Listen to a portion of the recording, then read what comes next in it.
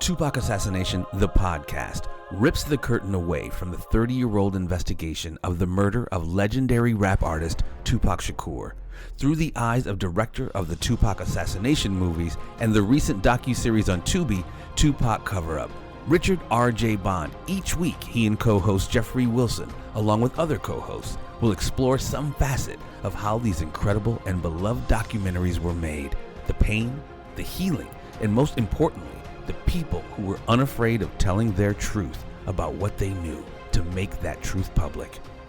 Welcome to our podcast.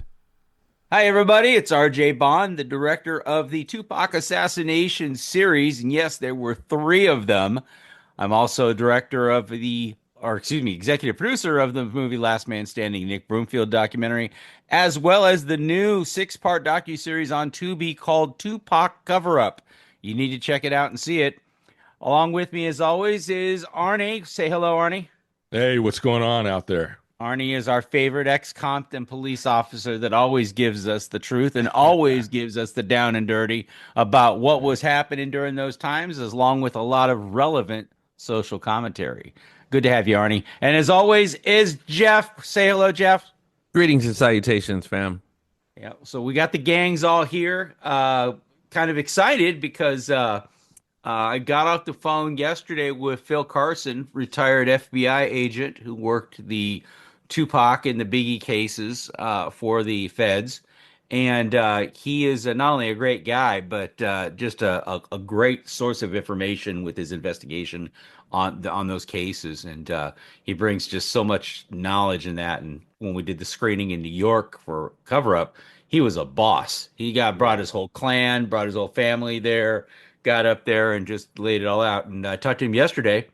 And good news, he's willing to come on and do a show or two with us. And I think that would be fun to pick his brain about. Yeah, absolutely. So, yeah, he's got a lot of interesting stories. For example, with the Wallace case, I was asked the other day, Biggie Smalls being a rival of rapper Tupac Shakur that was killed in L.A. at a Peterson Auto Museum. But I was asked, Phil was the lead investigator on that case, and I was asked by we call them the knuckleheads because they're the core group of fans of the Assassination series, and they were called knuckleheads by Reggie Wright, so we just stuck with it. The knucklehead asked whether or not Phil was allowed to testify. There had been a rumor that he had been forbidden from testifying. They wouldn't let him testify in the Christopher Wallace trial, that he was forbidden from doing it. And so we had a conversation about that. Turns out he was. The FBI and the LA city attorney did not want him to testify. In fact, what he said actually was he told him, he said, listen, and I want to save this for him for his story, but he said, I really don't want to testify. But if you're going to have me testify, and I am going to testify, y'all going to be in a shitload of trouble because I'm going to say everything. I'm going to tell everything. Right. And of course, at that point, then they didn't want him to do it at all at that point. So, so yeah, excited about that. Excited about the fact that, Phil can come on and tell us some stories and make this fount of knowledge bigger, as you will. Well, I mean, and folks who don't necessarily have as much background, I mean, I'm kind of limited as well, but I definitely know who Phil Carson is and his role in these investigations. Obviously, the crew, Don Sikorsky, Nikki, and the Greek over at the dossier, they've had him on a few times talking about his role. And, definitely, that's going to be an interesting one because, again, he's a treasure trove of information, definitely as it relates to these cases. Good deal. Hey, Arnie, question for you. How has... Have your buddies, any of your buddies, heard the podcast or heard your new gig, and what's their take on it? Yes, they have, and they love it. Just getting the word out to all my crew out there, and they're excited. They're Good. very, especially the last one, Nice. was just eye opening of the information that you obtained. RJ. And About the Davis case, about being there with the Davis case. Yeah, And, I mean, it's fascinating. But the other information with the arrest and the information you gave out in Denver, Colorado, that was just unbelievable.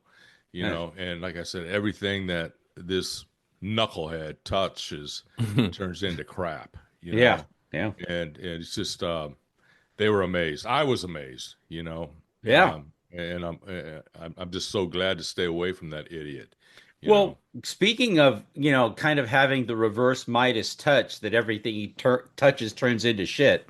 Yeah. Um, Now, and it has come out. I actually didn't talk about this. I try to maintain a level of professionalism to not roll around in the dirt with people, because there are people that tend to do that, and I think it's just distasteful. So, I don't ever like to celebrate somebody else's misfortune. I guess that's the best way to put it. And I try to be above that. That said, other people have now. It's out public. It's out there in the Hmm. ether. It wasn't something that was it was something that we were kind of dealing with on the side, but now it's been public that Reggie Wright Jr.'s channel with his partner in crime, John Hyland, called Bomb First, that they are bankrupt. Um, Highland filed bankruptcy, Chapter 7 bankruptcy. I found out, and like I said, I've always tried to take the high road in things. I found out that John Hyland, who was Reggie's partner in crime with this whole Bomb First YouTube channel, that he filed bankruptcy in what I would call a glorious explosion of debt. Hmm. Just bad. Found out that and again, I don't know what exactly his business dealings are with, with Reggie Wright in terms of how Reggie gets paid. One day you hear one thing, another day you hear another thing. It's never a straight story at all. But Right. come to find out that Highland went out and the money that they're making off of this YouTube channel, which is essentially just Reggie talking for hours and whatever that's worth. But you can make a silk purse out of a sow's ear. I found out.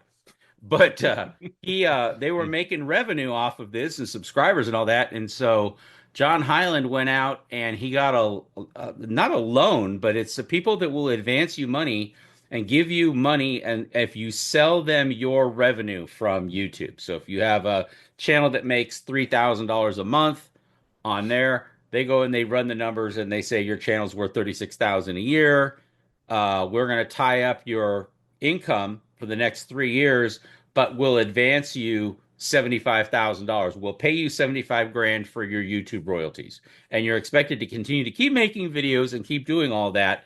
And hopefully you'll make more. But see, since they get all of your YouTube revenue or a significant part of it, then that part could grow if your audience grows, your channel gets bigger over that 3 years. Maybe that 3,000 a month Okay. becomes 5,000 Hmm. a month, but they still get that percentage. So whatever it is they advanced you or paid you for that, and it's like property, like real estate. They paid you for those intellectual property rights. And when they do that, the moral to the story is that at the end of 3 years, they should have made a huge ROI, a big difference in how much money they advance you 75. Maybe they make 150 of it. They double their money. And that's a huge rate of return on an investment. Right. So, and they're kind So of they get, shady I'm sorry, out. they get access to his ad revenue even though they've paid off whatever, say it's 75, even after they pay off the 75, they're still Yeah, locked in and paying. Oh, absolutely. wow. Absolutely. They get a fixed cut. I think it's 70% of their AdSense revenue. Ouch. And that Jeez. stays that way for 3 years. So regardless of whatever they make, if they made $1 million, they'd get 700,000 off that $1 million in revenue. Ouch. So yeah, so I mean it's kind of a Faustian deal. It's a deal with the devil that you do. But when you're that broke and you're not making any money and your YouTube channel is doing crap, you have no other source of income. That's what he's claimed in his bankruptcy, that he's unemployed and on welfare. And but Well, he forgot to doesn't mention have. that YouTube channel, by the way, when he filed his bankruptcy the first time. Just kind of forgot to mention that other stream of Oh, revenue, that YouTube channel there. But when the YouTube channel got brought up, he's well, yeah, well, I have my revenue pledged out. Well, it turns out this guy, this Highland guy, sorry, it's a kind of real dirtbag move. He goes and gets a company in the beginning of 2023, like in February of 2023, so early 2023. hmm. He gets a company to that he sells the rights to the royalties. And this company they don't, this particular company doesn't directly tap your AdSense revenue. What they do is they ask you, it's kind of an honor system. They ask you to report what your revenue is, and then then you tell them what their cut is, and then they have a joint bank account with you, and you put that money into that bank account, and they track how well you're doing based on your reporting and all that. So it's kind of an honor system that they do that. But this particular company, their business model, they do the same thing. They advance you a big chunk of change. It was, I think, $75,000 to Highland the first time. And then he goes and he collects his YouTube revenue royalties and he puts it into this bank account and they share. And it's kind of, like I said, it's kind of like an honor system thing. And that was the beginning of 2020. By November of 2023, he had burned through that $75,000. And he actually went with a second company, Oh no. repledged all of his YouTube ad revenue. Okay. That he So I no guess they longer call had it rights to. double dipping, right? Well, double dipping is what we call it there. They advanced him $92,000 cash for that AdSense revenue. And they get it. The company that did that was smart enough to attack the AdSense revenue, they're getting it because they're taking it directly from YouTube. They're literally getting the money right up from the horse's mouth. This other company is standing around scratching their saying, well, what happened to the money that you're supposed to pay us? So Mm-mm. the conjecture is that he took the $92,000 and was actually, believe it or not, using the $92,000 to pay into the $75,000 account so that they never were aware that he had made a deal with this other player, that that the two would never know about each other, right? And Robbing of course, Peter to all pay of this Paul, was I guess. There it yeah, is, all of Jeffrey. this was left Right? out of the bankruptcy. All this was just, oh gee, really? Um, Oops. yeah. So he Yes. got Whoops. exactly, yeah, big oops. Well, this oops cost him because it got on the trustee's radar, the Ooh. bankruptcy trustee. Ooh, hoo, hoo, The hoo. YouTube revenue got on the bankruptcy trustee's radar. The bankruptcy trustee got the Department of Justice involved, bankruptcy fraud being, and they allegedly, I mean, this is, I'm picking up bits and pieces of this, but they actually um, Highland had to refile his 2022, 2023, and 2024 taxes to account for the $250,000 that was not disclosed during the initial bankruptcy filing because he hadn't done that on his taxes. So, and That's a polite way of saying the fraud he was trying to commit. well, yeah, I Yes. mean, really, I mean, that's we always say allegedly in these shows because, again, Of the story course. could be different somehow, but I mean, it's clear as day. In his bankruptcy schedules, he owed $17,000 to the IRS when he first filed his bankruptcy. By the time the trustee and the DOJ was done with him, he owes like $100,000 plus in back taxes because, of course, all that YouTube income, he didn't pay any taxes on any of it. Not Just only happened. that, to his accounting term as well and team, Yeah. to open those years up again and refile, he's just getting into deeper hot water with that. What a So that. yeah, pretty miserable time over there at the Bomb First Casa these days because this is the problem. But again, these people, you try to beat the system, you try to game the system, you think you're so fucking smart that Mm. it's you're just going to go out there and you're not going to disclose. And the funny thing about it was the reason that we even found out about it, here at Martin Productions, and the only reason that we found out anything about it at all was because um, it turned out he had made several claims against us that he owned certain property and that Tupac Cover Up infringed on their copyright, and there was this Mm. brouhaha about it. Mm. No. And I had my attorneys look into it, to find out what whether or not he really had the right to even make that claim, considering the fact that he had all of these um, ad revenue people, and in their contracts, they pledge all their intellectual property rights to these people. So technically, there's a question whether or not he even actually owns any of that material that's on that Bomb First channel while he's indebted to these companies. And in fact, they actually filed, and I have it, they filed UCC filings, the Huh. company that he got the money from, the second one. they filed UCC filings to secure the property rights to the material on that YouTube channel. Oh, So wow. we got into it because we figured, hey, fire sale. If Right. maybe if they are gonna sell that channel and that channel is basically worthless because they're trying to bankrupt the companies that he got the money from, and whether or not they own the intellectual property rights, we were trying to see if there was any way that we might be able to actually um, get a Good handle on and thinking. buy the Yes. buy the material there, because why not? It's they can go out and they can, as the Doritos people would say, they can go out and make more. It's not a big deal, but on their own, create another YouTube channel. But as far as Bomb First goes and that channel goes, it'll be interesting to see how this bankruptcy ends up, because again, his number one creditor is the IRS. Now he owes them like 100. Nobody else is going to get any money. All his other creditors, cars, these YouTube accounts, and nobody else is getting any money from any of it. And the Mm. creditors have now, and take it till June to file a proof of claim. In his third draft of his bankruptcy petition, so it's in other words, so it's amended bankruptcy petition number 3.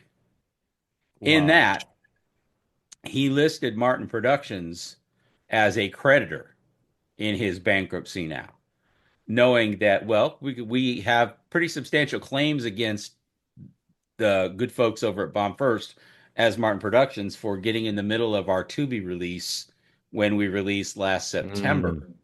Mm. They Okay. got in the middle of it, made a lot of bad faith claims, made a lot of false claims that we were stealing their material, et cetera, stuff like that. And they got Tubi to pull it off the air the day that it was released. And I mean, it cost a lot of money. I just put it Yeah. out there like that. It cost a lot of money because, and so to that end, I guess they were somewhat successful. They got to hurt me because we had spent tens of thousands of dollars in, almost Mhm. $100,000 dealing with the production and the marketing of the show, because it was going to be on Tubi. All of our ads, Google ads, all of our trailers, everything was all baked in to point people to go watch it on Tubi.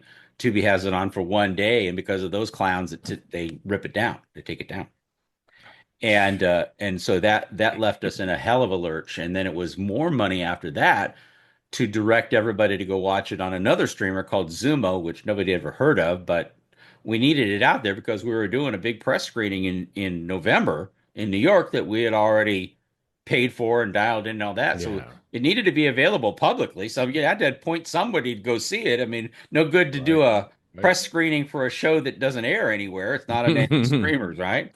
So, and so we ended up doing that. But the actions that they did, according to my attorneys, are completely actionable. They must have realized that, so they have a potential claim in the bankruptcy that if they're successful with discharging the bankruptcy, would preclude Martin Productions from coming after them for their acts of bad faith and whatever Mm. claims and damages those might be. So Okay. very interesting, but yeah, say goodbye to the SS Titanic, known as Bomb First. It'll be very interesting to see. I haven't checked recently at all what's going on with it, I was but gonna ask you what the status was, but yeah. well, I was reached out to by the Department of Justice. I was reached out to by the bankruptcy trustee, and asked, and because now I'm a creditor, I've got a stake in the game now, with it, where I wasn't before. I was kind of like this outside party, kind of poking around, asking, and of Oh, course, good. any creditor Good. in a bankruptcy can make an offer on the Yeah. assets of the debtor. He's trying to say and claim, and I don't know that the trustees got the teeth to do it or not, but he's trying to claim that those Bomb First videos, all the Reggie Wright videos, and the whole all 7,000, whatever, how many, 1,500, whatever, how many count of videos they've got up there, that all of those videos are his personal property. And under bankruptcy code, you're allowed to exempt, it's up to like 25,000 or $21,000 in personal property that's exempt. So he's trying to claim that all those YouTube videos are only worth $21,000, but they're his exempt property, there's a wild card exemption they give you. And you could put $21,000 in cash in an exemption and keep 21,000 cash out of your bankruptcy. But with these other people claiming that they have rights to it and that there's maybe some intellectual property um, promises or commitments or liens that are on it. Hmm. I'm still working with the attorneys to find out whether or not this is really his personal property or not, if it can be exempted. And so there's a lot going on there. I don't know if there's going to be any heavy litigation. The bankruptcy trustee just doesn't feel like, because at the end of the day, there's not. And honestly, I wouldn't offer more than $22,000 for that material anyway. If he says it's only worth 21 grand and he's trying to exempt it, well, then he's Right. put a market value on it. What is the value of Reggie Wright yammering on and on and on about inconsequential things and, sitting in his golden high chair doing his shtick? What's that really worth at the end of the day? Is it, I think, Hit him with that reciprocal tariff, yeah, RJ. right. Oh, Exactly. Yeah, that's right. yeah, that's a But good one, Jeff. yeah. Yes. So that's, yeah, that's that. But I didn't bring it out. I'd known about it. I've known about it for a long time. I didn't put it out publicly. I kind of want to give the man or his kids or that, kind of give them their, even though they would never do that to me. Let's make No, that very, Oh, very right. clear Uh-huh. no, that if I no. had anything going on like this would have been front page news, and they'd have gone on for 3 fucking Yes. weeks with their YouTube shows about this. Okay. Yeah, no. Yeah, you're right. No quarter would have been given, man. No, And absolutely honestly, not. they've dug. I mean, honestly, it's not like you created this. You're just reacting to it. They made these decisions to do this. So you're just That's right. just weighing your options. Maybe you'll do nothing, but it's not like you created this situation. No, No, they dug their grave, so and you yeah, just, Yes. but I didn't even mention it was a thing. I mean, it's so easy, and this is why they do it. It's so easy to go exploit somebody's misfortune. I mean, it is. I mean, I was shocked. Gene Deal, really, Arnie, you didn't hear it, but Gene Deal, who was Biggie's ex-bodyguard right. and very well known in both the Biggie and the Tupac communities, he was talking about Reggie Wright, and his exact words were, "You're already dead. You just haven't laid down yet." Okay. I mean, Technically, as a point of fact, technically, Puffy's bodyguard. He was a bodyguard for yeah, I'm Bad Boy, but sorry. yes, What? he was. Yeah, yeah, Yeah, yeah, he was like, there that night. but Obviously, pulled Biggie yeah, out of but the truck, his, the whole night. but he said it. He said, "Why don't you get up and run around your chair? Why don't you get up and do that? Why don't you?" He said, "You're already dead. You That's just haven't cold. laid It down is, yet." dude. It's rough. Okay. It's rough. So, and the reason I even mention this is because this is something that I have not done publicly. And even in fact, we got into something yesterday or the day before yesterday. I did a live show, and there was some people that didn't like the fact that I was making a comment on YouTubers appropriating people's content without permission. Okay. Hmm. And making videos of it. And it's easy to ask, and you can usually clear it up with somebody after the fact, and they're okay with it. But these people just do it as a random course of business. They just rip everybody off and don't Right. think twice about it. And I made a comment about it, and one of the creators whose name got mentioned in that conversation um, just flipped out, just literally flipped out, threatened me, threatened my family, made texts and all kinds of stuff, and laid it out there. But when I was kind of upset about that, a few of the fans came back and they said, "Well, why are you so mad at them? Aren't you all on the same side? We have the common enemy, which is Reggie Wright. We have a common enemy." And I said, "Well, let me get something straight. Reggie Wright is not my enemy. He is not. I don't like him. I don't like a lot of the things that he's done and decisions that he's made in his life, and I think he needs to be held accountable for those bad decisions. Oh yeah. But that doesn't make him my enemy, because enemy involves a personal involvement. And I'm not personally involved with him at all. He doesn't sway my needle one way or another emotionally. I'm not emotionally tied up in him at all. So he's not my enemy. I can comment on it. But there seems to be this blood sport in YouTube Hmm. about you have to be enemies. There has to be some Colosseum gladiatorial Yes. conduct there that, oh, you're a friend or your enemy. Who cares about all that? But again, I would not, Reggie Wright's not my enemy. I would not publicly stoop to the things that he's done, doxing people and doing all that and do all that. Gene took his shot, and I give him credit for that. More power to Yeah, him. right. But I wouldn't do that. So back to the bankruptcy, I wouldn't and didn't put anything out about the bankruptcy. Man, it would have been so delicious to do that And easy. You could and easily break do it that. and Yeah. be the one to break it.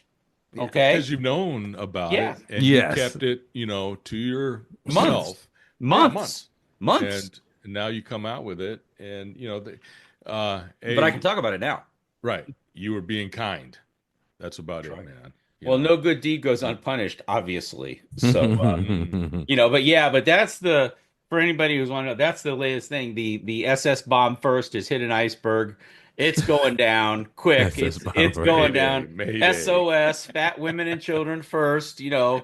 People in wheelchairs. I don't know how a wheelchair is going to navigate that lifeboat, but I we'll love see. it. We'll see how that. The boat is tilted downward as it sinks, so maybe he can get a rolling start and try to launch himself. Reminds me of that. You ever watch that Naked Gun movie where they had OJ in the wheelchair and he Oh, yeah. he went down the stairs, and at the bottom of the stairs it ejected him out of the wheelchair. Yeah. Maybe a move like that. I don't know, but. Completely off topic. They're making a new Naked Gun with the son of Frank Drebin. But anyway, I don't know. I Anyway. saw that. Yeah, it's got Liam Neeson in it, which is kind of an That's odd, what it is. Yeah, Liam Neeson. He's playing odd Frank's son. choice. Yeah, exactly. It's kind of, I don't know. We'll see. And it's funny because I don't know. It'll be interesting to see how that form of sense of humor, which, by the way, I have absolutely no problem with it at all. I love it. But I love it. how It's the that best. airplane, Naked Gun, that Blazing sense of Saddles. humor, Yes. yeah, how that Beautiful sense of humor is comedy. going to play Oh, it's the today. best. That's how that's going to play today with, what they call the new audiences, whatever. But it's one of those things where it'd be interesting to watch how it plays out because people just don't have the sense of humor they used to have. They can't get over themselves. Everything is always, red alert about everything. Oh, they get hurt. Well, Yeah, there'll they get definitely be a butthurt test so as to easily. Oh my God, test they of get cancel butthurt. culture. Yeah, and the Me Too thing and all, it's just well, then that's the other thing. I got called a racist clown, so we're back into that now. RJ the racist, and we're back to that. And of course, that's always the immediate go-to if somebody doesn't like what you're doing. Of Oh, they're course, going they to throw that card out, man. absolutely They play throw it out. like they're playing That's poker their in last Vegas. card. Yeah, they play it poker in Vegas. That's their trump card there. Speaking of Trump card, actually, I just stayed at the Trump Hotel. It was a very nice hotel in Vegas. If you have a chance to go there when you're in Vegas, it's a beautiful hotel, and it doesn't have a casino, so you get I a did very not know that. I've never yeah. been in it. Wow. I kind of didn't think about it. Well, I went there and I didn't think about it. Um, but when I got there, I realized that they didn't have a casino. And what that does, though, gives you an entirely different class of people that are checking in and staying in the resort. You go there, you have a Yeah. nice dinner, have a nice lunch, your room is clean, it's really nice, great night's sleep. But because you just don't have any of that other distraction, you go there, you're there for a Interesting. reason. You go to stay at the hotel, go to sleep, you know, get a bite to eat and do that. But it was definitely I'd highly recommend it, and all political affiliations aside, it's just a nice hotel. It's just a really super nice hotel, clean. The rooms can be a little pricey, but I got mine on a discount, so it's all good there. Yeah, but yeah, that was kind of the thing about the bankruptcy that surprised me. But again, somebody else flushed it out, so we'll talk about it. That's the whole thing. I don't know, Arnie. What do you think? What price tag would you put on a Reggie Wright Blabs for 2,000 YouTube videos YouTube channel? What public? I mean, for me, Special flash, $1.99. $1.99 all day long. $1.99. There's Yeah, the flash. Today, yeah, because he was giving me a bunch of crap, when I first started my YouTube channel, and he was calling me names. I even have text messages from him, calling me a bum and all this, Oh, All jeez. because you wanted to do a YouTube channel, and that Yeah, that's the and I thing. I haven't mean, even skimmed. I'm just skimming the yeah. surface Well, of when what I I first saw say, your Right. And so I just ignored it, but a buddy of mine saw it, Pablo, and he was pretty upset at what this guy was saying, and they went back and forth a little bit, and even Gene Dill got in there, and then he made a comment, and then my YouTube spiked up a bit, which was great. And I tip my hat off to Gene. You know, he's in the trenches. He's been in the trenches. He knows what it's about. You know, um, oh yeah, he gets it. so There's no question, yeah, he gets it. he gets it. But you got these other punks from Compton sometimes. That they're the ultimate. Coppers there, and you just go, oh, geez, and they don't come to back you up in any way, No, except for a well, few I remember that. when I first saw your videos, Arnie, years ago, when I first saw Compton Cop videos.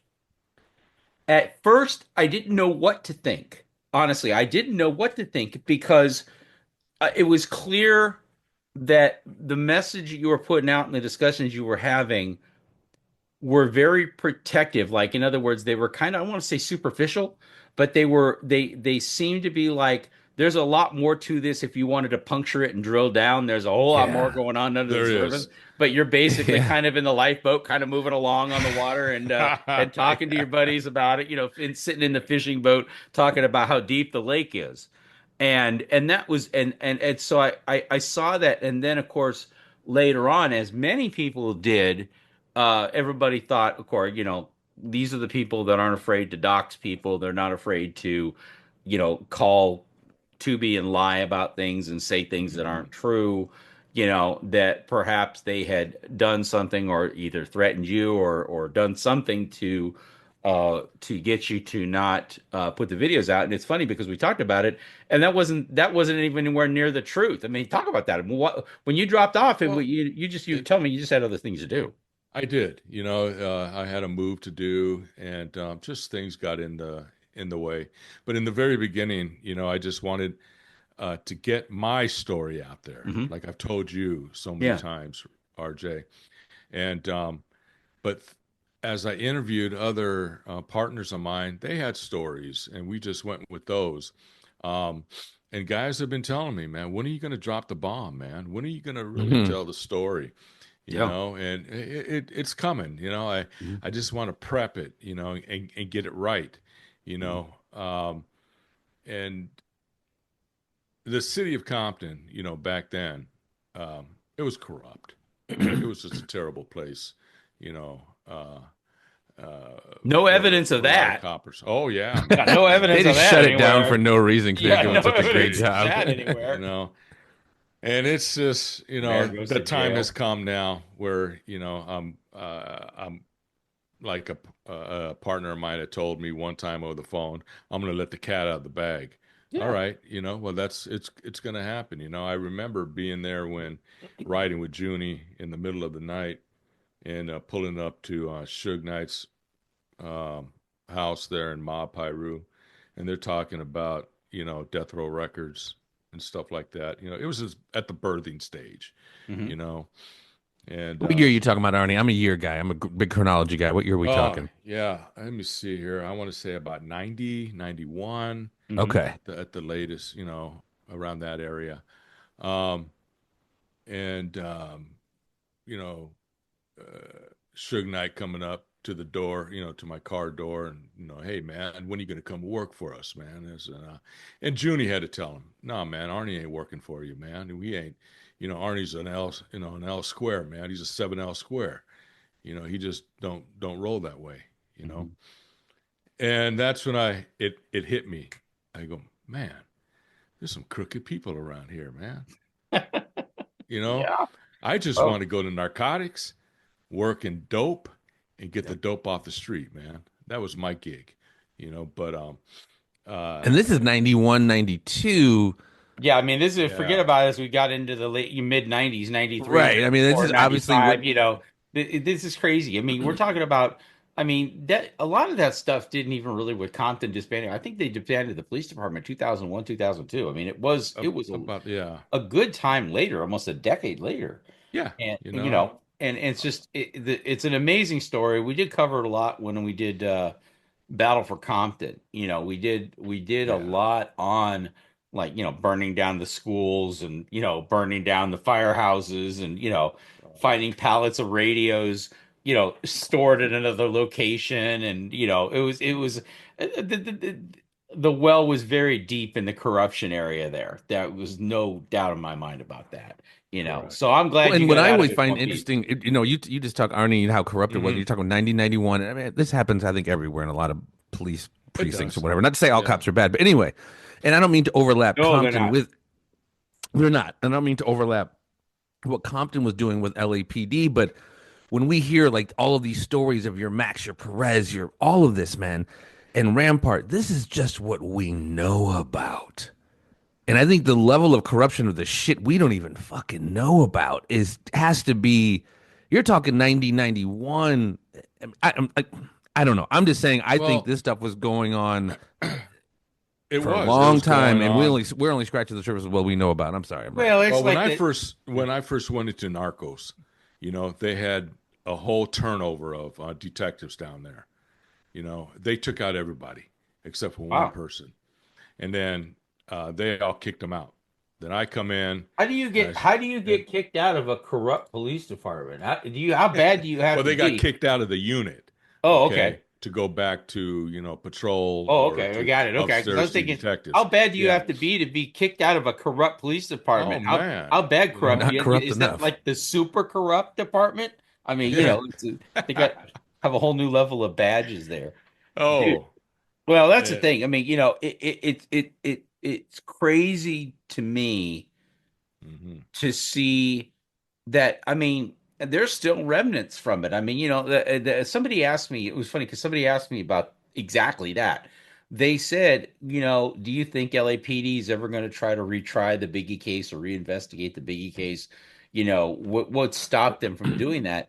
And I told him, I said, and from what I understand, what I know, what I've experienced, there's still cops that are there, pushing 35 years on, 40 years on the police department. When you think about it and you're starting at 21 years old, 22 years old, if you get in that early at the police department, you can be 70 years old and still be working on a police department. Right, you Or get they, hidden away somewhere, man. You get yeah, caught you, in a or they're booking. consulting, or they're Yeah, consulting, or they're doing some consulting services, and contracting work for the department. But these old heads are still in there. they're milking it, man. Those Exactly. And old they're heads are not gonna, making yeah. And 250, until, 330,000 a year. yeah, and So until that just they're loving it, dies man. off, Yeah. until that just dies off, there's not there, I heard you did a there's live no, the other day, RJ, and you were talking about that, and it rings so true, and something that I've heard throughout a lot of these conversations as to why so many of these bombshells don't come out. And Arnie, you talked about it just a second ago. Hmm. A lot of them are still they're waiting on that pension. They don't want to work 20, 30, 40 years and then blow that pension. yeah. So it's like, I mean, I don't know if you have yours and you're all good, but it's like you have a I lot of people who are still in who don't want to say what really needs to be said. But I'm not telling you what to say, but people like you who are Tell out them who have time. seen the on the other side. Yeah. I love hearing the fact that I'm tip of the cap, man, for you guys to come out and be like, look, here's what was really going on. And I know that's not something you could just say everything all at once, man. And it's kind of a slow roll, and I get it. Well, But that's why we're going to talk about it over the course of exactly, time. That's all. exactly. We're going to tease you a Thank little you. bit, yeah. audience. We're going to tease you a little bit, give you a little something here and there, a little something, something to keep you going. There But you are. we, There we, you we ain't go, going to throw the man. knockout punch in round one. That just doesn't. Anybody But who's but paid to see. what I was thinking, I'm sorry, but Uh-huh. what RJ, when you were talking the other day, like, man, the Cape, if it got opened again, like you were just saying, there are still people who are still kind of in the system that will Yeah, prevent all of this from coming out because they were yeah, involved 25, absolutely. 30 years ago. Years, I don't know about Steve Katz, but people like that who were a part of why this all couldn't come out. And if they're not directly involved, they're one phone call away from somebody that was their Yes. assistant or the younger version or their trainee or their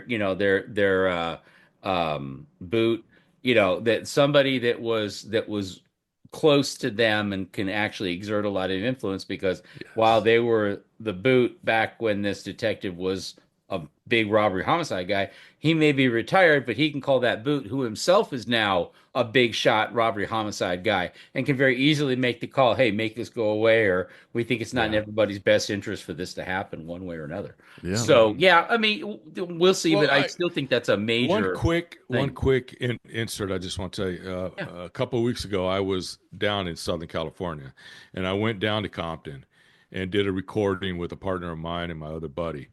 And I went into the city hall, and I requested um, some paperwork that I was looking for. And you know what they told me? They told me that, oh, that paperwork has been destroyed and Mm. is no longer here. And I'm saying to myself, you're a knucklehead. You're Yeah. really stupid because this paperwork needs to be locked away somewhere or put away on a cloud. So it has to be somewhere. Hmm. Don't tell me you destroyed it because there are still living police officers who are under um, that paperwork that Yeah. the city needs to be held accountable. So they're Yeah. they're still terrible. They're still crooked, and they're hiding Yep. things from me. Now I got to go another route and try to find this paperwork that I'm looking for, and they're still trying to play that shell game, Right. Yeah. right Yeah. right in front of you, man. The Yep. And three card Monty. there it is. There you go, Jeffrey, Yep. man. And Yes. I just wanted to grab her over the counter and said, listen, man, you Yeah. need to find that paperwork, and I Yeah. need you to Exactly. do Or it. else. Yeah. But Yeah. no, it's just, and, Hey, Arnie, I did have a yeah. question for you, though. I have a totally off-topic question, but I wanted to ask you because there, I dug into the paperwork on it. It was something we did in Battle for Compton. How many helicopters do you think Compton PD had at any given time? They had a bunch, didn't they? They had several. Well, they went to the junkyard out and near past Barstow or something like that, and they picked up um, about three or four. Yeah. Then they cannibalized them, bought one that was halfway decent, and they just built that one Frankenstein. Then they had a backup one that was just, Yeah. you really didn't want to get on in that one. Yeah. And my buddy uh, Randy, I won't say his last name. He'll let you know. I mean, he'll tell you. He's the one. And but yeah, it was they were rough. It was a rough helicopter, man. Um, but they made the best of it. We try to make it work. And so my hat off to the mechanic, rest in peace, who stood by those Just the fixed helicopters, them as they were. It's kind of like, yeah, did the maintenance, kept up the maintenance. But yeah, you're right. RJ, they cannibalized other parts. I remember my sergeant going out there to the junkyard out there near Barstow, picking up whatever you could, bringing it back on a flatbed, yeah. or on a big box truck, and just going to town on it. Wow. We didn't Yeah, have it like other I cities, like totally off LASO. topic. I wanted to ask you about that real quick because there's always been this discussion on a city that's 10 square miles has like four helicopters, and it's like, why? It's not that busy. But And then Las Vegas wound up getting one, right? As a yes, part they of did. some. Yeah, they Yeah. sold Las Vegas one of their helicopters. They did. They Oh did. wow. I got the paperwork. I got the city council paperwork. They approved the sale. But here's the funny part. Uh-huh. A year later, I was talking to Gordon Martinez, his name. He's a detective. He was on Vegas PD. Yeah. And he talked about that helicopter that they got. And the first thing that he said was, wasn't that the one that blew up on the pad? Oh. Oh. So immediately I'm thinking to myself, okay, Vegas Compton gives or sells Vegas a helicopter at like, whatever discount rate they're going to give them. For whatever reason, not like Vegas doesn't have a budget to buy helicopters, but they get it from, and then all of a sudden a helicopter that's worth $1 million, they sell it to them for like 150 grand and it blows up on the pad. You get a nice insurance claim there too for $1 million helicopter. You know, it's like the old mob tactic of burning down the liquor store after they Right? had sold, You sold off mean all a the liquor. 30-day warranty didn't come with it? Yep, that's it. That's it. Blow it up and collect the insurance money, right? But Yeah. no, and it's funny because you mentioned, I know we're kind of all over the map today, but that's okay. We have podcasts like this are fun. People enjoy them. I love it. I love Yeah. it. The but one thing, Arnie, that you keyed in on, and Jeff kind of brought it up, and I wanted to Mhm. talk about it a little bit today too, was, this big question about the Tupac thing, because this is called the Tupac Assassination Channel. Yeah. It's not called the Compton Helicopter Channel. But the on the Tupac Assassination podcast, one of the things that gets asked a lot is in relation to this Keith Davis trial that's coming up in February. And, what if they don't find him? What if he's not guilty? Does the investigation go on? Mm. And it's interesting, Arnie, because I'd love to get your thoughts on this too. One of the things that I tell people all the time was, look, when Vegas decided to pick their guy, this is the guy they decided to charge with this crime, Yeah. that that's it. That it really, I mean, that's it. That because if he's found not guilty, they're gonna say like they did with the OJ trial, and they're gonna say, well, we gave it to the jury. The jury spoke. That's our legal system. That was our guy. We still believe he did it, but the jury found otherwise, and everybody walks away. And if he's guilty, then they're gonna say, well, we were right. History is written now, and he's guilty, and he's the guy. And I've said that, but something occurred to me the other day, Yeah. and it was like, well, what if he's found not guilty? Can they charge somebody else with it? And I know that double jeopardy applies to somewhat, but I'm not as familiar with the concept as I probably should be, as to about charging the same guy twice with a crime. But if they found Keefe D not guilty and then they decided to charge somebody else, my feeling is that the practical side of things takes over because you have to prove somebody guilty beyond a reasonable doubt. Okay. That's right. And when you have somebody like a Keefe D and he's found not guilty, and then they bring somebody else up, they bring RJ up, they try RJ for the murder for some whatever reason, they just pick my name out of a hat. They're going to try me because, damn it, they're going to get somebody. So they try me, but the first thing that my defense attorneys would say, because you've got to convict beyond a reasonable doubt, is to say, well, wait a minute. Didn't you already accuse somebody of this same thing? And then he was found not guilty. Well, what makes you think you're right about my guy and you're wrong about the other guy? You had your guy first. I'm the second choice here. So that the element of reasonable doubt, in my opinion, I think would be so big that no one would want to try a second person. Even if they thought the guy was guilty, they wouldn't try him because the reasonable doubt specter would just be so big in the air over it. I don't know. What do you think?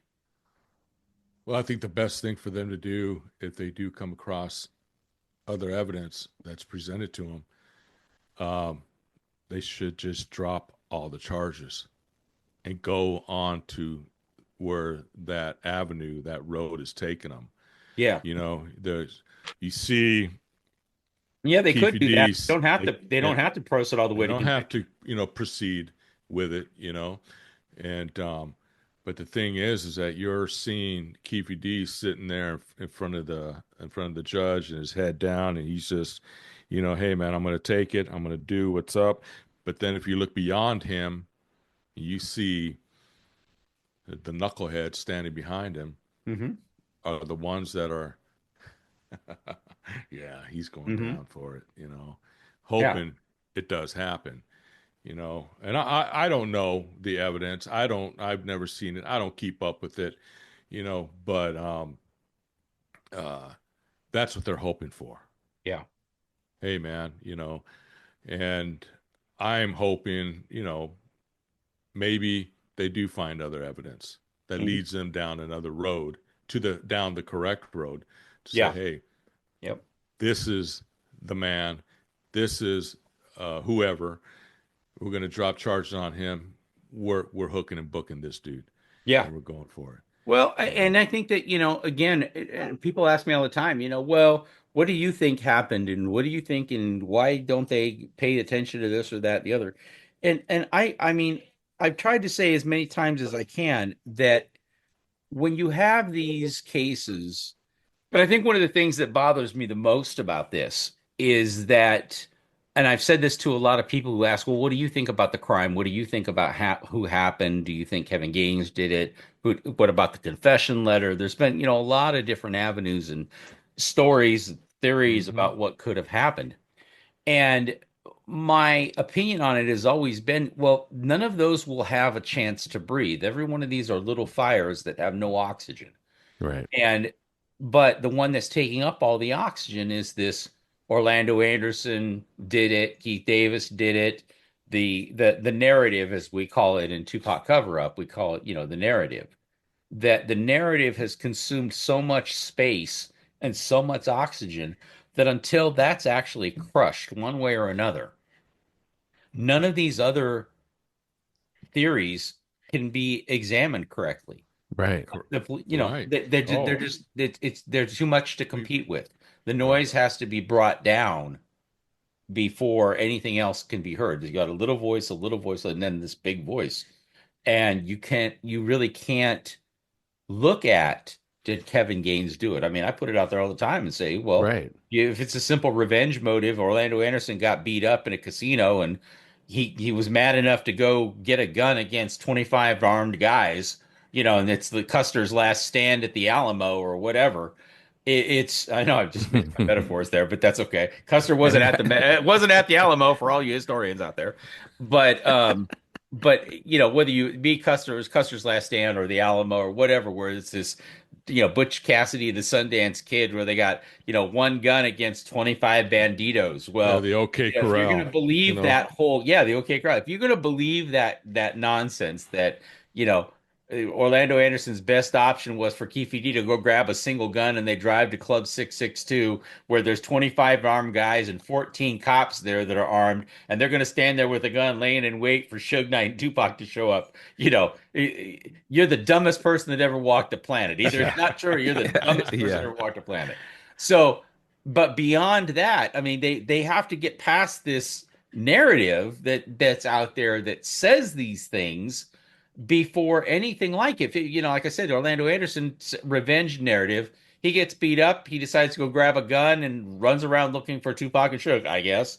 But if you're Kevin Gaines, who's dating the wife of Suge Knight and already had 911 calls where you pulled a gun on yourself and called 911 on yourself, and you end up dying because of a road rage incident that you pulled a gun on another dude in the middle of the road and he shot you to death because you're an idiot and pulled your gun out on him.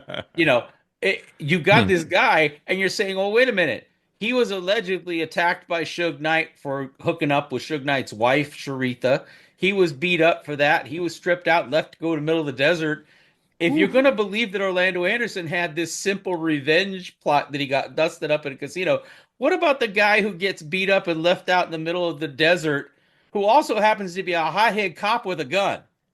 Okay. Why Plenty of wouldn't you motive there. believe? Plenty of Yeah, why motive. wouldn't Plenty. you believe that revenge motive? What makes one? And then, by the way, it gets really sinister because now you have a possible motive why the LAPD has been running interference in both cases for all these years. Because when you get back to it, we have documented evidence that Kevin Gaines was in Las Vegas that night. Okay. We don't have any documented evidence that Keefe D was in Las Vegas that night, but we have documented evidence that Kevin Gaines was in Las Vegas that night. So, all of that put together, but that Kevin Gaines narrative, nor any of these other ones, they can be laughed off because this Orlando Anderson cuckoo narrative is consuming all of the oxygen in the room. Well, and it's been doubled That's down by huge production networks like the Murder yes. Rapper, the Unsolved, and then the state of Nevada is now saying, almost doubling down on it with their prosecution of Keefe D. So, I mean, like you said, until that oxygen's taken out of the room, other conversations always are just, alleged or conspiratorial. But yeah, the official narrative, like you said, has been doubled, tripled, quadrupled down on. It's Hey, frustrating. Arnie, I have a question Well, for you. Oh, go ahead. I'm sorry. Go I ahead. got something to say. Yeah, And go. I don't know if you may want to cut this out, but one thing that still bothers me today is that when they were released from prison, then how did Keefe D get hooked up so fast? Okay, that's and Las Vegas Metro, they run with it. Mhm. But you're giving them information of Kevin Gaines that has so much evidence of being the guy who did it. What's going on, man? You Yeah. know, what is really happening? Hmm. And these guys are out on good behavior, or they got their sentences, slashed, and they're free again. You Yeah. know, and And you doing what got criminals do, they make a hole in the ground and they stay there. They don't go and do interviews on Vlad TV and other things. When's the last time you saw Rafael Perez or David Mack do an interview on Vlad Right. TV or on YouTube? thank you, Okay. You or know, go do Right. some training yeah. at um, in Yeah. California Police Department, which is disgusting. Yeah.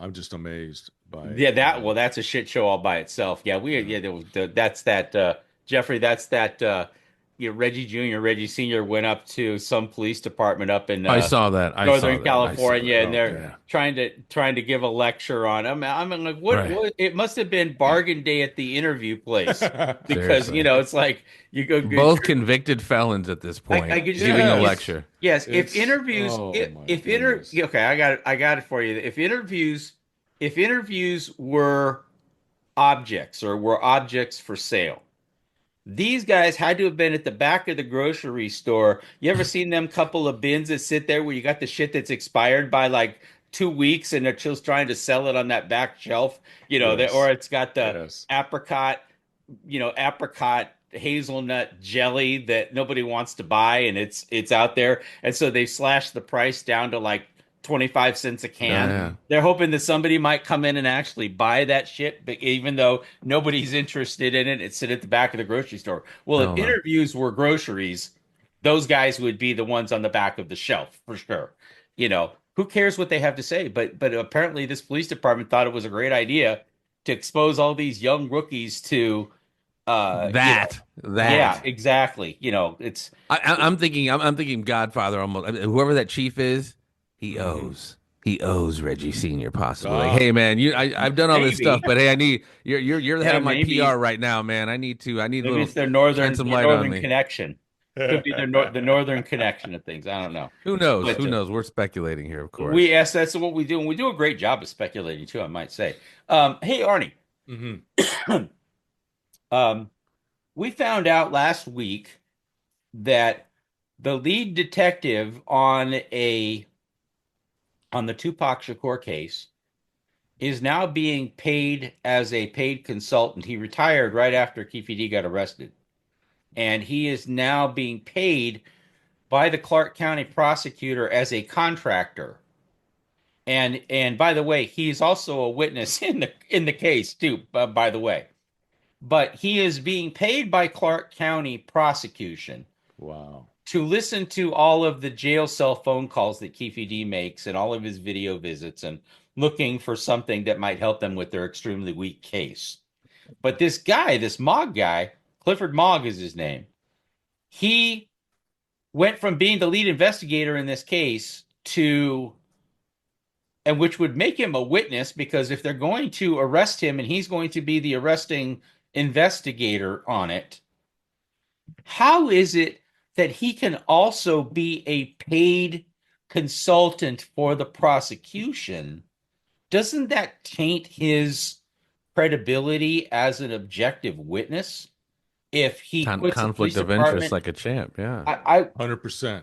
I mean, am I wrong about that? I don't know. I mean, I'm asking because I just it doesn't seem right to me. But then I think, well, if he's still on the prosecution side and the testimony he's giving favors the prosecution anyway because he was a cop, maybe that's not a conflict of interest and they can pay him because he's not going to change his story. He's going to say the same thing. Right. But if he's getting money from the prosecution as a paid consultant, and that well could go really deep because those guys got unlimited checkbooks, right? Yeah. If somebody's going to ask him a question that the truth might be adversarial to the prosecution, okay, or ask him, hey, did you do this? And it come to find out he didn't do something right, that might hurt the prosecution's case. I would think that would be a conflicted witness. I say, okay, well, what are you doing now? Oh, I'm a paid consultant for the prosecution. Oh, okay, well that says everything we need to know about your bias right there, you know. Exactly. But he Exactly. already had bias because he arrested the guy.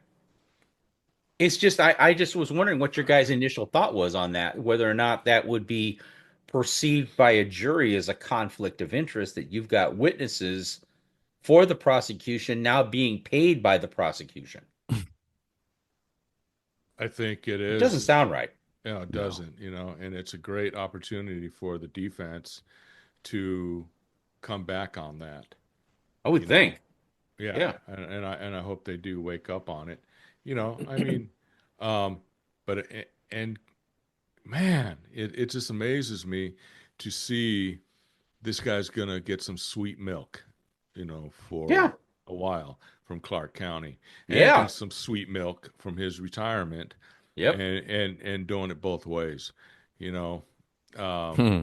so there's some, you know, uh, That's Vegas, man. yeah, man, that's Vegas. That's you hit it. You took the words right out of my mouth. You Yeah. I mean, know, we did, and it's funny because now it seems like we're fucking Nostradamus. But back when in 2009, when I did Tupac Assassination 2, which, believe it or not, is still my favorite of all of the movies, all of them, that's my favorite. Which We one? Which one? Tupac Assassination 2, Reckoning. Okay. We did. I think part of it's my favorite because when the first movie we really talked about the kind of the theory of the whole thing, and that was new to a lot of people. The second thing we actually talked about was kind of the aftermath. That was the first time that we got Tracy Robinson involved and Layla Steinberg involved, and got some people that were friends of his, and were there. Tracy Robinson was there that night. She was never questioned hmm by police. There's so many stones that were unturned, but what I loved was always looking at the aftermath of things. We talk about these great uh, cataclysmic events. And we talked about the Titanic earlier, so let's stick with that. Titanic sunk, people survived it, but then right afterwards, there was a big inquest in the Senate about what happened. Who was responsible for why that boat went down and all those lives were lost. Who was responsible for that?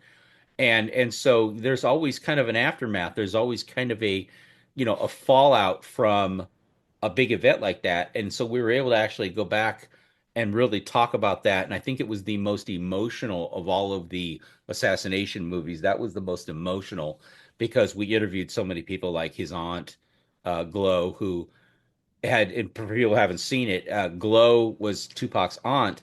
Tupac had bought a very nice house in Calabasas, California, which is a pretty affluent area. yeah, Although we didn't find out till later that Tupac really didn't buy the house. Death Row bought the house and rented it to Tupac, to make sure they covered their bets. But when um, Tupac was living in Calabasas, he was arranging for his family, his mom and his aunt and all that, his extended family, to move into a house across the street from where he lived in Calabasas so that they would be close. He was going to buy them a very nice house. And they lived in Georgia, outside of Stone Mountain, Georgia. Hmm. And as Glow tells the story in the movie, they literally put their house up for sale in Georgia, like the Beverly Hillbillies, packed up the trailer, packed up the moving van, and were driving out to California to move into that new house when they got word of the shooting on the radio as they were traveling.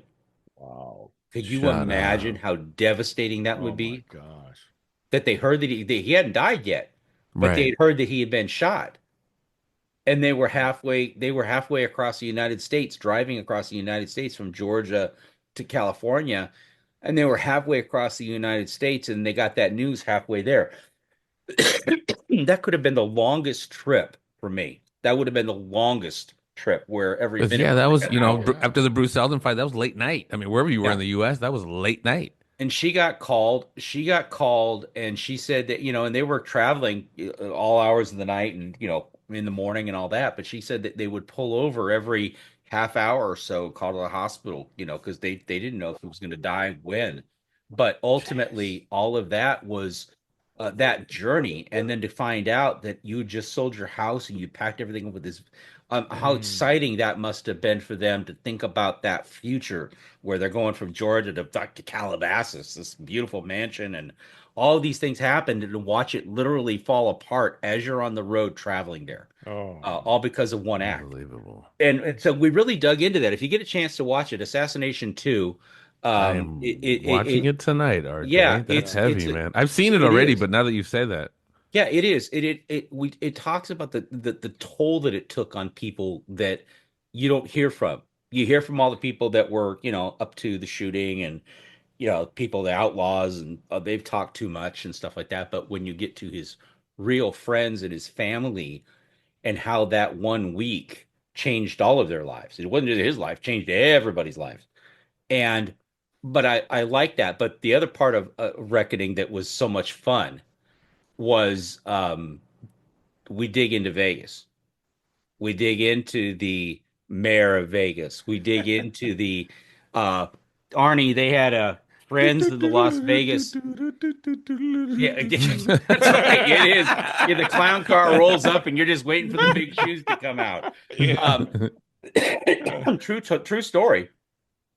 The Vegas Police Department, and a lot of police departments have booster clubs. You can talk about that, Arnie. You know what they are. They're like Hmm. friends of the police department there, where they go out and they raise money for bulletproof vests and helmets and gear for the guys, or and they hold raffles and car washes and do fun things to raise money for the auxiliary police department, or raise money for all that.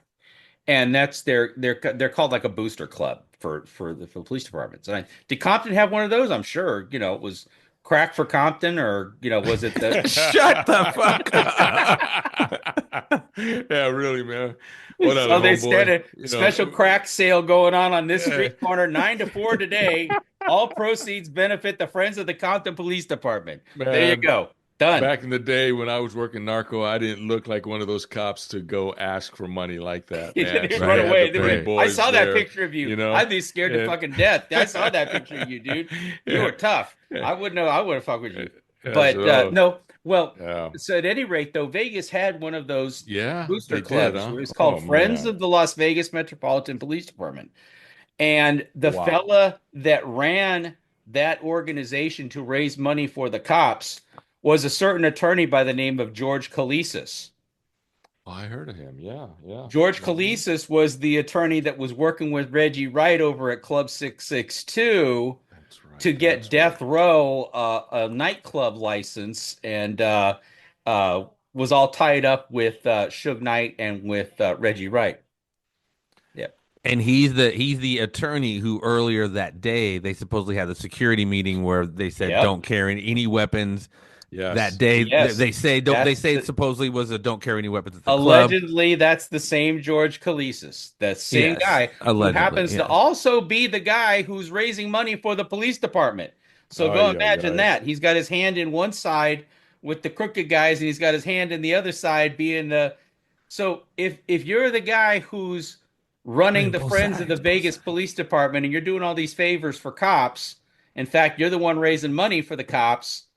What are the odds that the cops are going to do anything to cross you, or that they might look the other way because, oh yeah, it's the guy that runs the booster club, right? Exactly. Okay, he's the guy that runs the booster club. We'll go easy on him. But that whole thing, all the way up to all of the city council people that were getting convicted for bribery and all that, you ought to look at it, because we blow the lid off of that whole Vegas corruption side of it. And you would like to think that over the last 20 years things have changed, but no, no. In the last 12, 13 years, things haven't changed much at all. And it was crazy, that when we were, I was part of the media pool for this Keefe D trial. Okay. I was part of the media pool. And one of the things that I noticed out there in Vegas, man, is they are loosey goosey with their rules when it comes to court and stuff like that. They are loosey goosey. And it wasn't on one occasion, it was on several occasions, that when the judge dismisses everybody, they go, let's take a break. Let's take a 15-minute break. And everybody, they've already selected the jury and everything. Let's go take a break, and then we'll come back in about 15 minutes if that's okay. Okay, judge has got to go to the bathroom, whatever. So the judge leaves, And instead of the jury leaving out the jury door and going into the sequestered room, the room where they all deliberate, the jury deliberation room, Yeah. she releases them into the hallway with everybody else. Hmm. So you have the jurors. No. Yeah, no, you're in a hallway, and I shit you not. You're in a hallway that's maybe 20 feet wide at the most, because it was a small courtroom and it was at the end of this particular wing, but they didn't, it was all windows, glass, marble, acoustic nightmare, a sound bounce nightmare. And into this hallway, you release 14 jurors, the media, all of the media, the news channels, everybody's there. The attorneys for both sides are out in that same hallway, and anybody else that's in the gallery, friends, family, and everything like that. And everybody's all in the same damn hallway. Okay?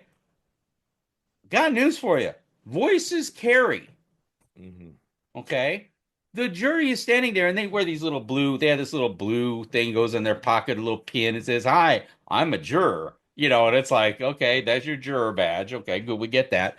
But if their back is turned to you and you don't know what that juror that sits down the other end of the hallway, you don't care what they look like. I mean, I'm not paying attention to what they look like that. But you see some of them and you notice them right away because there's something that stands out that you recognize. But Yeah. ultimately, you don't sit there and just memorize faces all day. But when they have their back to you, you could be talking to, I was talking to Keith Davis Jr. in the hallway. We're talking about this, that, and the other. And finally, I just said, you know what? We need to be quiet because we need to go someplace else. Because this person with their back turned to us is not turning around to let us know they're a juror. Right. And so you Right. have the jury intermingling with, and the judge makes this big admonishment, before you go on break. We're going to go on break. Don't talk about the trial. Jurors, do not talk about the trial amongst yourselves. Don't talk about the trial. Don't talk. Guess what? What? Guess what? Okay.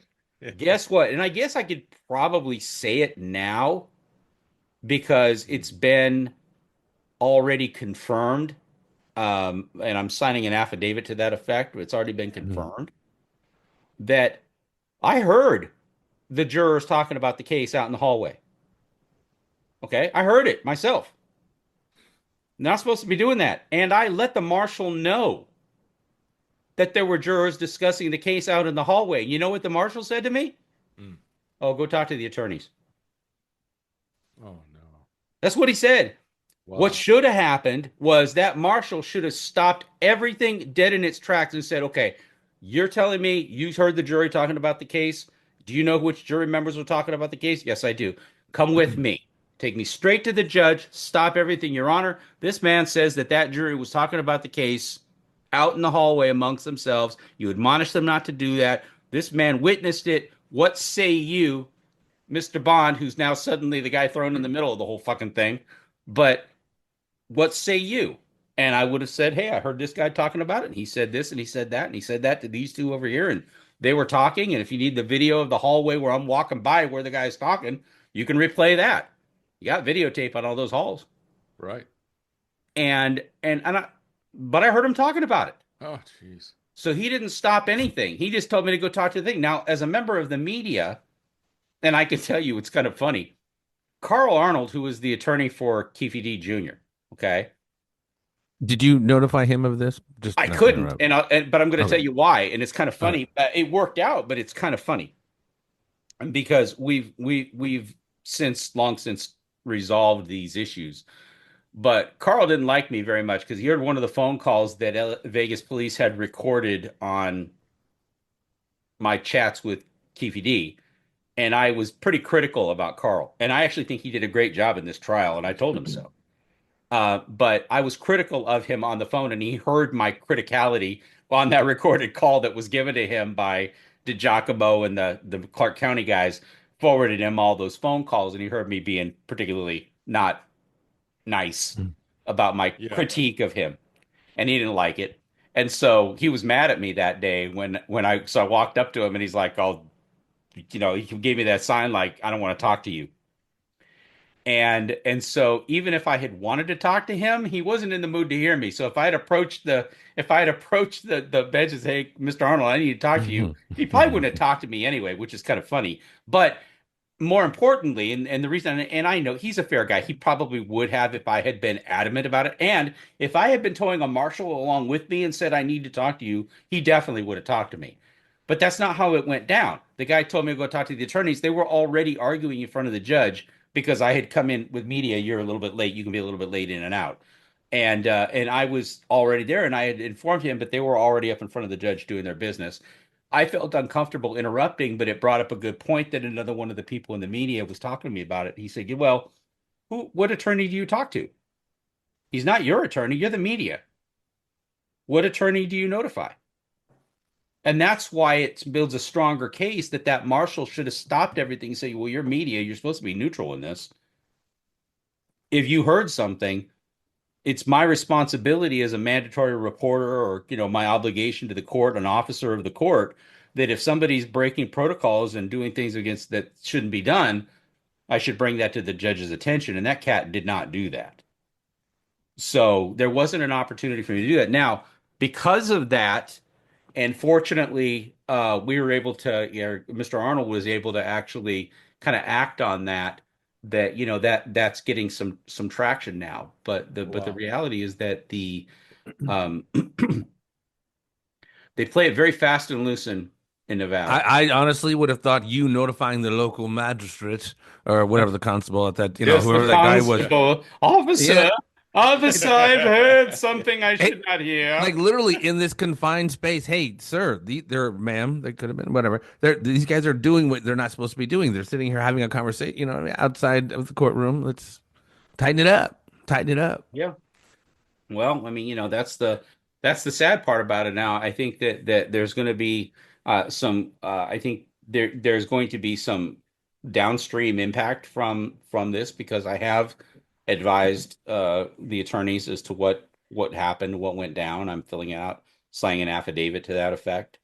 Because you know what you hear.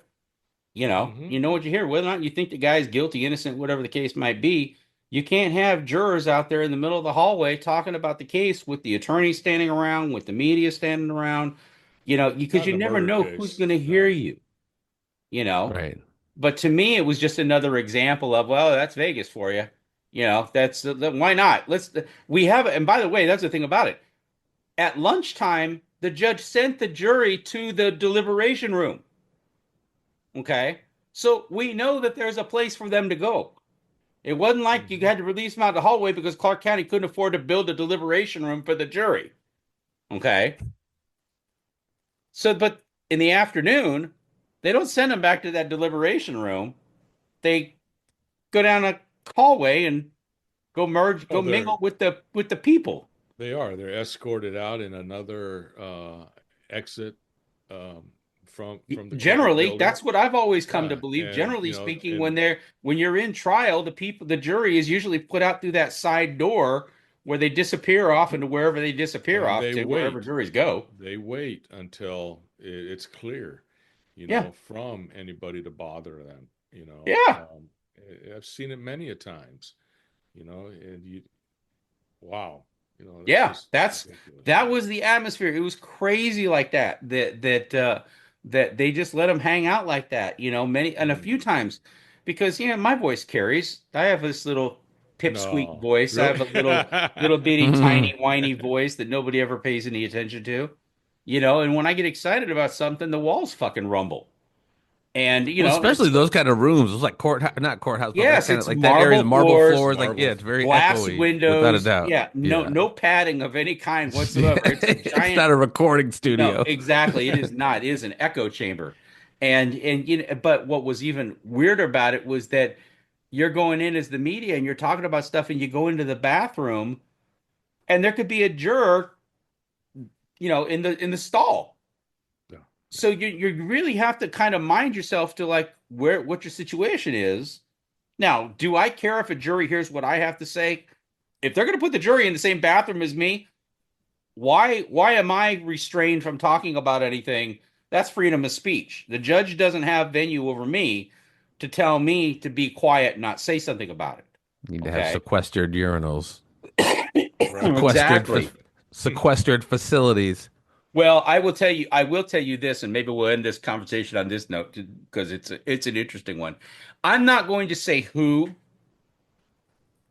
but I'm going to say that there are bathrooms that are back in the back behind, I guess that the juries will go to back where the lunchroom is or sequestered room. There's probably bathrooms the back that the judge uses because I've never seen the judge come out and use the bathroom on the common hallway. I've Well, never they got them in seen their that. chambers, man. Yeah, don't they? I Yeah, think yeah. they do. Yeah, Oh like yeah. that's their They inner have their chamber, own. right?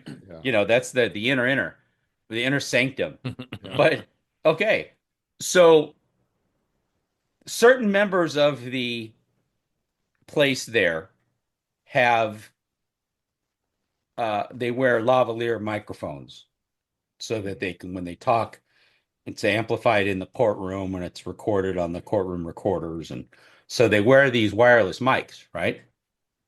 I won't say who because I won't put them out like that, but people that know were there know that one of these cats decided to leave his wireless microphone on while he was taking a piss. Mm. It Straight had to up like be. a police academy movie. It Yeah, really really. was. It Yeah. was, and the judge had to admonish this person. Next The time, you Blue should Oyster. probably turn your What is microphone it off. called? Yeah. So, Arnie, when you Wow. do the Serious. court's in session, Ay, it was like ay, an episode of Night Court, ay. And again, the sad part about it is I hold our court system to, in the highest of regards, but I also will tell you that Oh, you have that they to. are We have to.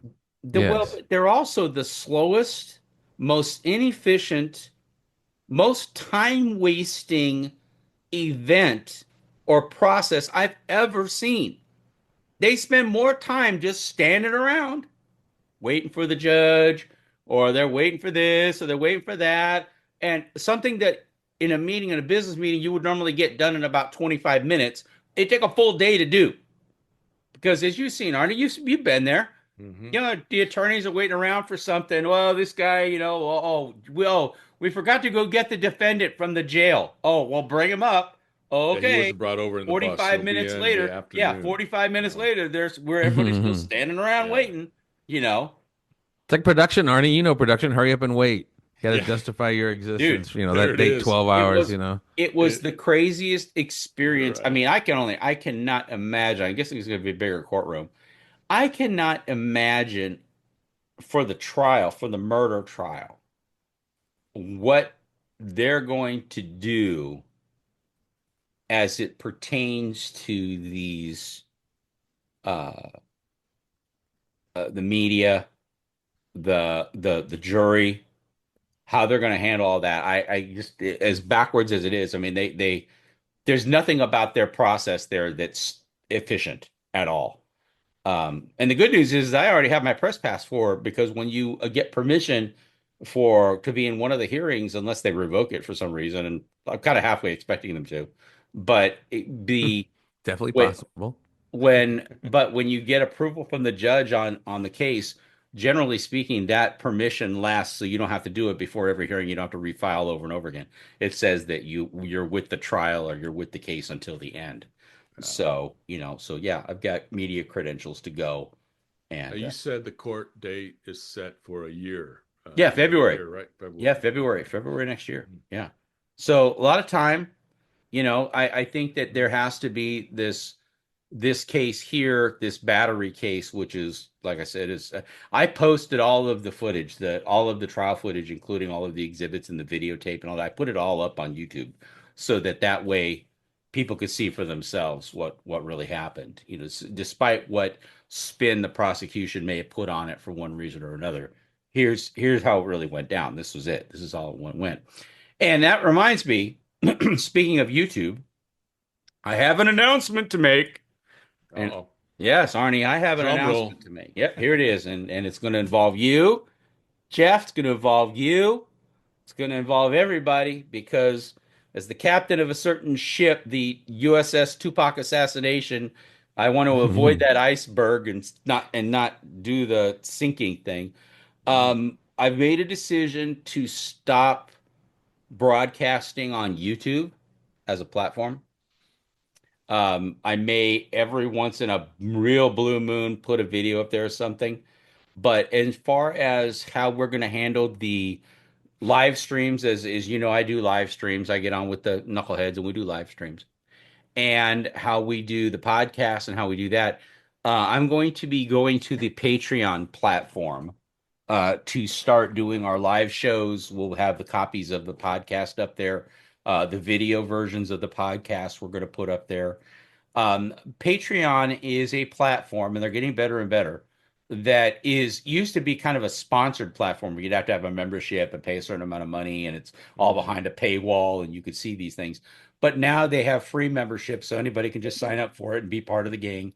Um, and they have, ascending levels of sponsorships that you can do where you can, be a member for $5.99. You might get something, and $19.99 you might get a t-shirt, whatever, these kinds of things. But the thing about it, Arnie, is that all of this work that we do, it keeps us from getting ripped off by the people that like to steal the content. And in fact, I might even tell Mhm. you with your Compton Cop stuff that you should put it over on Patreon because it's still free, Okay, but people have to that's sign good to up know. for it and give you their real email address, so you don't get a lot of the bullshit people that come in just to troll, Give you a just to fake say negative email and things a fake, about it, yeah. and Yes. the beautiful thing about my relationship with Arnie, Jeff, is that we kind of see things the same way. That YouTube is not a profit motive for us. I don't make my money off YouTube. I never have, don't want to, don't care. YouTube has been a way for me to be able to reach out to people that want to follow the work, to understand it, to hear more of a story. As Arnie said, tell his story.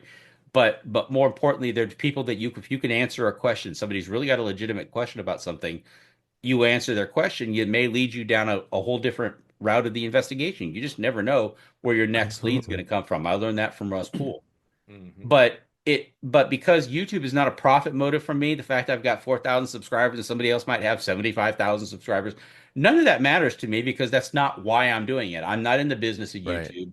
I'm not in the business to make YouTube money, and I really could care less. But the what it's turned into is, and I hate, I don't Jeff, what's our censorship level on these podcasts? Can we drop I'm, F bombs if we need to? I mean, is it on the yeah, yeah, yes, on the yes, we're good. We're good. okay, all right, because Okay. the I heard an old porn star say the fucking I'm getting ain't worth the fucking I'm getting. Okay. So Oh, when it geez. comes to YouTube, that's exactly how I feel. I feel that for what I'm contributing to it, and I used to have thousands of videos out there, from the movies and clips from the movies and stuff, and just hundreds of live streams. I pulled all that down. I took that all that down about a year and a half ago, because I just said, look, why am I wasting all of my very hard fought, costly, risky, hard work? Why am I just putting it out there for free for somebody to rip off and go? And because they happen to fall within a clutch of people that support each other, they've suddenly got 100,000 subscribers and they're using my content and making money off it. I'm not. What sense does that make? Business or any other thing? And I said, well, I use it as a loss leader. It helps me advertise the new shows and stuff like that. But after a while, it just became with the hatred. There Mm. seemed to be much more negativity on the YouTube platforms than positivity on it. I'm convinced at this point that most of the people that follow me will go over to Patreon and they'll go listen to me because they'll get notifications just like YouTube does. They get notifications when I'm doing a live. They get notifications if I post something up, a video. But Arnie, they also let you post documents up there. Oh, So if we really want to get down to it, we want to start putting it up, we can do it. And we can send an announcement, hey, we got some new gotcha. documents up. I was doing that on it wasn't Google Docs. I forget the Google version Yeah. of it. But I was actually starting to post witness statements and interviews, police interviews, and things like that. I was putting them up on this site here, but it's all disjointed and it's all over the place. And I really wanted one place where we could just kind of collaborate, put all our stuff together, and people can just go to one place if they want to see a document or they want to read a video or they want to hear a podcast, whatever it is, it's all under one roof. And they can just go there and enjoy it Okay. without the drama of getting caught up in all this YouTube bullshit. Yeah. And so it's Yeah. Patreon. Gotcha. Okay. And yeah, I'll and look I'm into it. I'm not going to be, I'm not going to be because I don't see us getting the traction. I personally believe whether or not you want to put a tinfoil hat on it or not, I believe I'm being shadow banned, that our channel, the Tupac Assassination channel, is being shadow banned because in 2016 we put out a movie that had some negative things to say about a particular LAPD detective that was getting ready to put a big show out on USA Networks, which is a Universal property, and they didn't want the negative information about him out there. So they, as all the big studios do, they've got a relationship with YouTube. They probably have a bat phone that they call. It's like a red flashing phone. And they go, hello, YouTube special accounts. Hey, this is Joe from Universal. You got this one guy. His name's RJ Bond. He's got this channel. What's the channel name? Oh, Tupac Assassination Channel. Okay, yeah. De-amplify him. Okay. Yeah. Yeah. Turn the volume down. I don't get put on any of the news feeds. In fact, if you were to go type into YouTube right now, Tupac Assassination, you type that in there. Did you know that the Tupac Assassination channel doesn't even show up? If you Huh. the movies don't even show up. Tupac Assassination, you type that in Google feed, it gives you a bunch of other videos. If I type in murder rap, I get the murder rap movie and the murder rap channel, first two up. Of course, yeah. No, seriously, this is a real thing. No, This is a yeah, that's real kind of like what I thing. was alluding to earlier. Like, there's been so much emphasis put on that false narrative, like you said, in Mhm. order to deconstruct that, or in order to even address some of the other stuff, you have to deconstruct something that they've put so much energy Yeah. into. Well, yeah, and even Phil Carson's saying, I talked to people, it's like who followed up any of this crap? This is all false. Who's responsible for that? So when you get out there, you do that, and you put in, and my own movies don't even show up, and you're lucky if you catch them 5 or 6 rows down. But when you don't get Tupac Assassination Channel, which is the name of the channel, when you Right. type in Tupac Assassination, but you type in Murder Rap, and the Murder Rap channel comes right up. If I type in Vlad TV channel comes right up. Okay, then you No, know you're that you're absolutely you're dealing correct. with a stacked deck. Would you Yeah. try it, Arnie? Did you try it? Did you I actually try am. and do Yeah. it? Mhm. Yeah, man. Yeah, Yeah, but well, you see, live fire exercise, yeah. every time. Live. I mean, and it's all about the algorithm. Like me personally, I'm like RJ, you're Yeah. the mothership, but Screw I the always like. algorithm. There's no such that algorithm thing is like the blue pill in the Matrix. Okay, there is no algorithm. It's a I'm just bunch saying, of people there's that ways sit to around get. in a room. It's a bunch of employees that sit around a room like in Twitter when they were overstaffed by 40,000 people, and they get calls from their friends over at Universal or the PR person for Universal or Disney. Disney's one of the worst, and they get on that bat phone and they say, "Hey, this guy's screaming too loud. We don't like him." The US government calls up and says, "Hey, we don't like these people. They're spouting particular political beliefs." I mean, look at what's just coming out now, about that lady that was about Facebook in China, the whistleblower that came out and just started talking Oh, about, right. Right. how for years Facebook has been kissing up China and giving them all the US data, all the US viewer data, and all of our user data, Of and they're course, feeding yes, all that to yes. China. YouTube is stuck between all the big content creators that they to basically drive their revenue because everything about Snow White that was out, the million videos about that, Disney's powerful on that. Universal's powerful on that. Don't forget, this is before your time, Jeffrey. I sued Universal over Tupac assassination. I sued Universal Music Group. I sued Universal Studios. I sued them all in 2009. It was a 2 year long court battle in the circuit court over them ripping me off of money, not paying royalties. Okay. Mm. So Universal's no friend of mine. Let me tell you that right now. They know who I am by name. Okay. Mm. And they knew that years before Greg Kading came along. But then when Greg Kading came along, and to remember, it wasn't random. Every time we've done a Tupac assassination movie that we put out, that camp has put something else out to try to denounce the narrative. Go track it. It's clear timeline wise that they always do that. Well, sir, here comes. We put out Battle for Compton, negative things about Greg Kading. They don't want that out there. Can you imagine if Battle for Compton had major traction and all that news and the news channels had picked up about this corrupt cop Greg Kading who was busy holding guns at babies and lying under oath and federal judges is kicking him out of court, okay, and lying about training manuals and things. If that had come out, that USA show would have been in the toilet. Right. So when Greg Kading says, "Hey, by the way, there's this cat R.J. Bond," and remember he was a producer on that show, so he had the bat phone.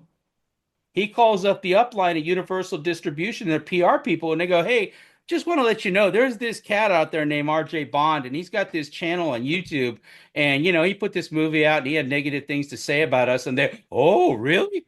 Oh, yeah, he put some negative things out about me. So maybe it's a good idea that you guys call YouTube and make sure that he's just not a voice, because you guys may have some, any news channel picks up on this, you may have some problems there. Right. And we don't want that to happen." So Definitely a bad phone. I mean, there's definitely people who yeah, can just like yes, single-handedly take your shit down. But I'm just saying, as far as algorithms, as far as like hashtags and shit like that. But no, you're absolutely right. I mean, you could be single-handedly deplatformed in a stroke of a freaking key. well, We've yeah, seen and it. I'm convinced, I'm 100% convinced that the YouTube is staffed just like Twitter, where they had 40,000 people running around doing the errands for the people that wanted to censor, wanted to squash, wanted to deplatform, wanted to demonetize people that who they just didn't like, or had somebody that didn't like them that called them and asked them to do a favor. I totally believe that now. I think there's been an incredible amount of evidence to support that. That is in fact what exists. And so for that reason and a lot of other reasons, I just decided, like I said, the fucking I'm getting ain't worth the fucking I'm getting. So yeah, I'm going to go to a platform that doesn't play those games, that respects, and the people that we're going to interact with are going to be of the caliber that are interested in what we have to say. Because Arnie, do you really want to hang out with a bunch of people who care less about what you have to say? Oh, hell no, man. Hell no. I got better things to do with my fucking day. That's right. You know. I So was does I asked don't know that. about Yeah. Jeff, but I know that Arnie and I, I know Stop it. Jeff. Same way, man. Stop Jeff, it. yeah, Jeff didn't want to put that shit out either. Very So, selective with my energy expenditure. yes, I'll tell so you that's what. Right. where There you that's go, where we're Jeffrey. going. Yep. So that's where we're going. We're gonna take the ship and turn it in a little bit of direction. I know it's going to disappoint some people because YouTube's a little easier, maybe, to get to on the YouTube app than Patreon is, but sometimes the things a little harder to get are worth having. So Yeah. we'll have to see how that goes. Anyway, that's all I got, guys. You got anything else you want to wrap with? No, Great this has been a good times. one, man. Yeah, I think the subtlety and the kind of little bit of error where we went with this is good. Man, we And bounced off the room like a rubber ball. no, but that's all right. But something you were talking about earlier, like the lives, Glow, and that whole, I didn't know that whole they were driving to their new Oh, home you in, gotta in watch. California when they Yeah. I'm caught news telling of you, this. Tupac Assassination 2, Reckoning, Okay. or it may called Aftermath at some point. We changed the name, I think, in 2013. I think I changed the name to Aftermath, but it was Reckoning originally. Nobody knew what the hell Reckoning meant. So, it's like, okay, well, nice Mm. title. But Tupac Assassination 2, if you read it, I mean, I think we nailed the follow-up and the aftermath of the shooting with people that really cared about Tupac, and it really showed. We got Well, a couple and of that's good kind of what music I was. videos in there too. Actually, you got the Crooked music videos in there too. So it had a lot going for it.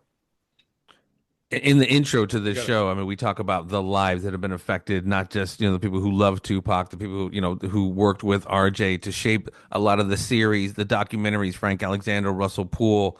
It's really, I mean, I think these kind of conversations, I think kind of lend itself to the premise of this show is to dig down deep into the lives, the nuances of these conversations, man. And everything that happened, as terrible as the crime was, man, there's just a lot of kind of just subtleties to it that I think this kind of conversation today lended itself to. So thank you, Arnie. I appreciate your contribution you. today. Yes, Arnie, as always, Thank man, you very looking much. gorgeous and all that. What can I tell you, man? Yeah, right. If I were otherwise motivated, hey, I'd be right at your doorstep there, dude. All right. So Thank you, anyway, brothers. Hey, thanks for everything. Obviously, Jeff, thank you for being such a good Yes. moderator. Get the brains of the audience in there. Stop me from rambling too much. Absolutely not, man. It's a pleasure to be Anyway, here, man. Pleasure to be a fly on the wall sometimes, some of these stories, man, and more to come. yep. And Yes. we will catch you guys, audience wise. We will catch you on the next Tupac Assassination podcast. For now, on behalf of Jeff and Arnie, this is RJ Bond. We're out.